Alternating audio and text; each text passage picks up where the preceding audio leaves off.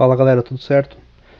Primeira aula de pneumática então, vamos dar uma introduzida aí no software FluidSim, que é um software de simulação de circuitos pneumáticos que a gente vai usar na disciplina, tá? Bom, primeiramente, o software FluidSim, ele trabalha com representação gráfica simplificada dos componentes pneumáticos. O que isso quer dizer? Quer dizer que a gente vai trabalhar com os componentes na representação simplificada deles, na representação gráfica. Essas representações elas são ditadas aí por normativas ISO e DIN, mas isso não nos vem ao caso por enquanto. O que interessa é que a gente vai ter a representação dos componentes que, né, servem para ser usados como se fossem os componentes físicos de verdade, tá? Então o FluidSim ele serve para montar os circuitos, e aí a gente puxa os componentes da biblioteca para fazer as ligações e simular para ver se está tudo funcionando. Ele faz as simulações bem interessantes aí, como se fosse interagindo, né, nos componentes físicos mesmo. Beleza, uma visão geral sobre o software então agora. Primeiramente aqui na esquerda a gente tem a biblioteca de componentes, que ela é dividida, né, nas categorias. Primeiro menu de pneumáticos, depois aqui dos controles elétricos, depois dos controles digitais, aqui algumas partezinhas para organização de circuito de CLP, e por fim algumas miscelâneas aí que são usadas, né, para auxiliar nas montagens dos circuitos. Em cima aqui a gente tem alguns componentes padrão de todos os softwares, né, que é a parte de gerenciamento de arquivos, imprimir, salvar, né. Depois aqui a gente tem a parte de alinhamentos, né, dos alinhamentos verticais e os alinhamentos horizontais, rotação, né, espelhamento. Aqui a gente tem a parte para ligar e desligar o grid, né, para ajudar a posicionar os componentes. Aqui a parte de zoom, né, então tem escala 1 por 1, zoom aqui para adequar tudo que está na vista, né, para a tela. Aqui para enquadrar alguma coisa, zoom mais, zoom menos. Então, depois aqui a gente tem a parte de verificar o circuito, né? Clicando nisso aqui ele vai dar uma verificada rápida, né, para ver se não tem conexão desconectada, para ver se não tem componente sobreposto um em cima do outro. Esse tipo de coisa ele já verifica por conta e indica para vocês, né, se tem algum tipo de erro desses aí. Depois aqui a gente tem a parte de simulação, né? Então eu posso primeiro aqui parar a simulação, iniciar a simulação, pausar a simulação e aqui para avançar e recuar, né, a simulação. Então nesse modo de simulação a gente pode ver o circuito funcionando, interagindo, né, cilindro avançando, válvula acionando, enfim, tudo mais. Vamos então começar com o nosso primeiro circuito, tá? Exercíciozinho para vocês. Antes de mais nada aqui, né, eu não tenho como trabalhar sem ter uma página para puxar os componentes para dentro. Então a primeira coisa que eu preciso aqui é criar uma páginazinha em branco para poder puxar os arquivos para dentro. Depois, vamos entrar aqui na nossa biblioteca, no primeiro menuzinho, que é que tem as coisas que interessam para a gente nesse início. Então a gente vai ter aqui de novo algumas novas subdivisões, né? E essas subdivisões são então os elementos de suprimento de ar, os atuadores, que são os cilindros, né?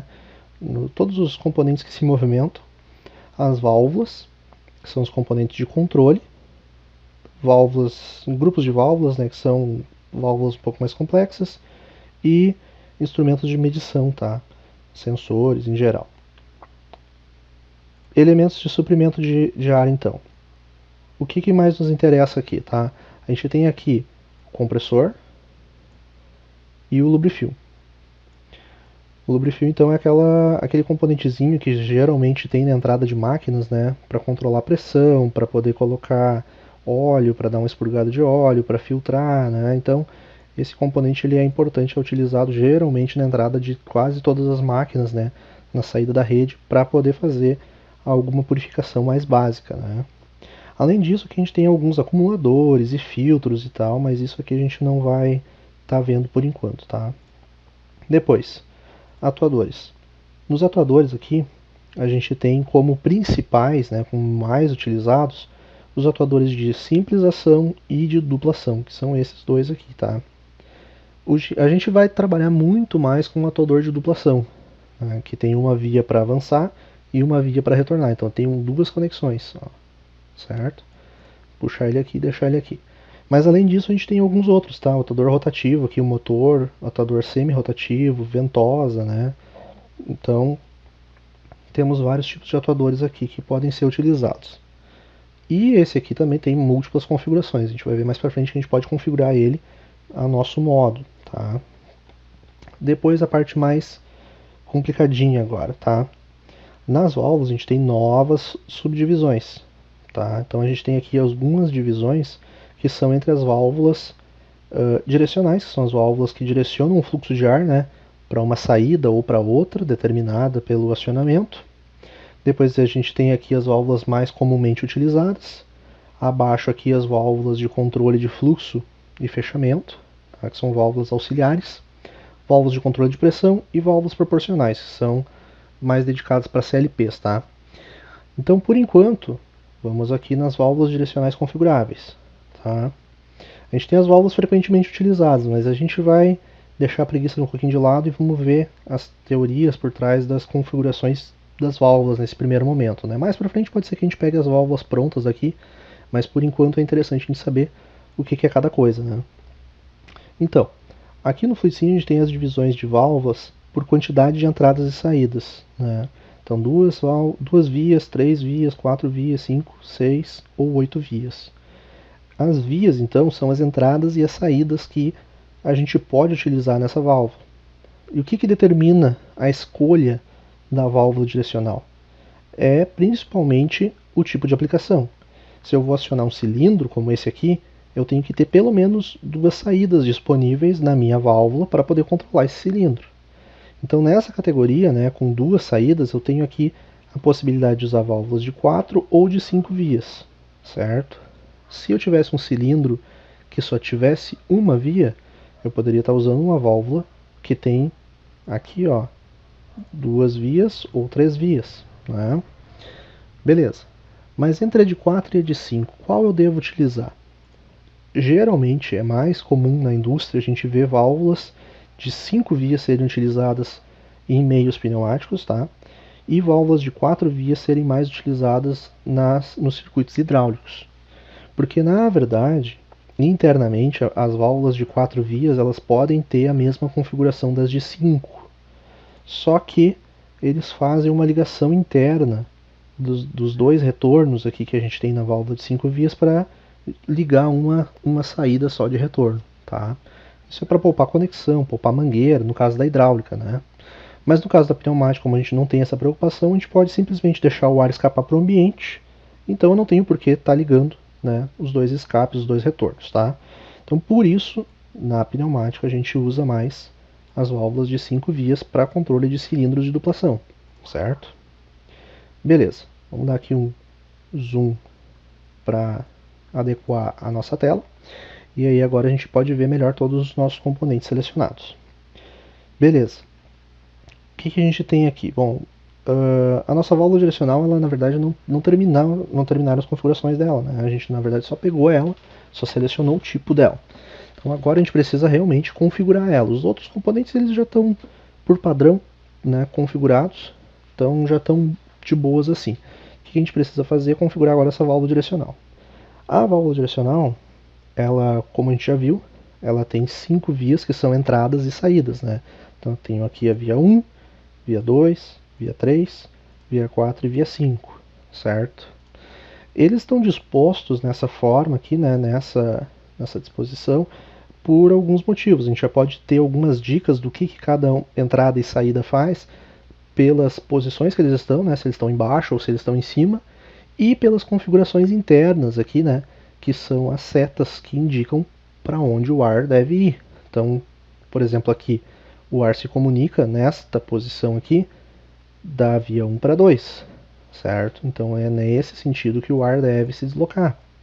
Eu já dei uma dica aí de que isso aqui é uma posição. Então aqui eu teria uma segunda posição possível para essa válvula.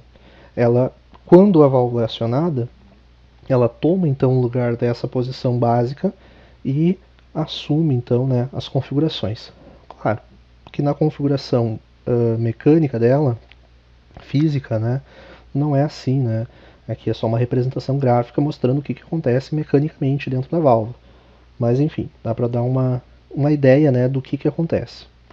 Então, vamos fazer as ligações delas e aí a gente pode já dar uma ideia, né? Para fazer as ligações a gente vai clicar em uma via e arrastar até onde a gente quer conectar, certo? Então aqui, ó, conectei entre essas duas vias aqui, arrastando de uma para outra, tá? Beleza. Entrando nas configurações da válvula aqui, a gente vai ter então mais algumas coisinhas para colocar nessa válvula direcional, né? Então, em cima aqui a gente tem dos dois lados, ó, eles são espelhados, né? A gente tem dos dois lados aqui o primeiro camaradinha que é o Spring Returned, que é o retorno por mola. Se eu marcar essa opção, o que vai acontecer? Olha só, no nosso preview lá embaixo já mostra, né, que eu vou ter um retorno por mola na posição da direita. Geralmente é de costume a gente usar o retorno por mola na direita quando são válvulas de duas posições. Aqui no meio, olha só, eu posso ter múltiplas posições, né? Eu posso clicar aqui, ó, e selecionar várias posições diferentes, né? Várias configurações diferentes da minha válvula. Então, por exemplo, aqui, ó, se eu tirar a mola aqui, vou colocar aqui, ó, vou copiar para a terceira posição que tiver na segunda e aqui vou colocar uma uma via toda bloqueada, né? Uma posição onde está tudo bloqueado. Se eu der OK agora aqui, ó, eu tenho a minha válvula com 3 configurações diferentes. Tá? Então eu teria uma configuração para avançar, uma para retornar e uma para manter tudo paradinho. Tá? Beleza, voltando aqui ao que a gente tinha na válvula. Aqui. Voltando aqui, Spring Returned. Além do retorno por mola, a gente tem todos os acionamentos, tá, galera? Que são aqui, ó, esses camaradas aqui. Então a gente tem aqui os musculares, né? Que são botões, alavancas, pedais. Depois a gente tem os acionamentos mecânicos, que são feitos por outros cilindros, né? Então eu tenho roletes articulados, acionamento magnético. Então quando um cilindro avança, eu posso colocar uma válvula com um desses acionamentos aqui para receber o acionamento desse cilindro. Tá? E aqui os elétricos e pneumáticos, a gente vai ver um pouquinho melhor mais para frente, tá? Mas são acionamentos indiretos. Por enquanto, vamos colocar aqui uma alavancazinha, né? Só para a gente fazer os testes iniciais. Beleza. O que mais? Essas duas vias aqui, elas estão desconectadas, não estão conectadas em nada, né? Se fosse na hidráulica, eu precisaria colocar essas conexões, ligar elas em um retorno de tanque. Mas aqui na pneumática, como a gente tem que soltar esse ar para o ambiente, né? A gente vai dar duplo clique aqui e escolher uma terminação, ó, que indique que aquilo ali é uma saída. Quando a válvula é uma válvula de grande vazão que controla um cilindro, a gente geralmente usa esse camarada aqui, tá? Mas quando é uma válvula pequenininha, a gente usa só o triângulo, certo? Tentem guardar isso. Ó, então vou colocar aqui 2 escapes de alta vazão. Beleza. Fazendo simulação agora, eu posso clicar aqui e mandar ele avançar. Se eu solto, a mola faz o papel dela e retorna a válvula. Então, cliquei, avança, soltei, ele retorna, certo? O meu aqui pode estar um pouco mais lento a simulação do que a de vocês aí, tá? Para fazer esse controle da simulação, vocês podem vir aqui em Options, Simulation, e aí marcar essa opção aqui de Slow Motion Factor. E aí vocês botam um valor aí de 1 para 5, 1 para 10, ao gosto de vocês, né? Para que fique numa velocidade de simulação confortável para vocês, tá? Belezinha, galera? Vamos desenvolver esse primeiro circuito aí, e aí eu volto com mais na próxima aula. Valeu? Abraço.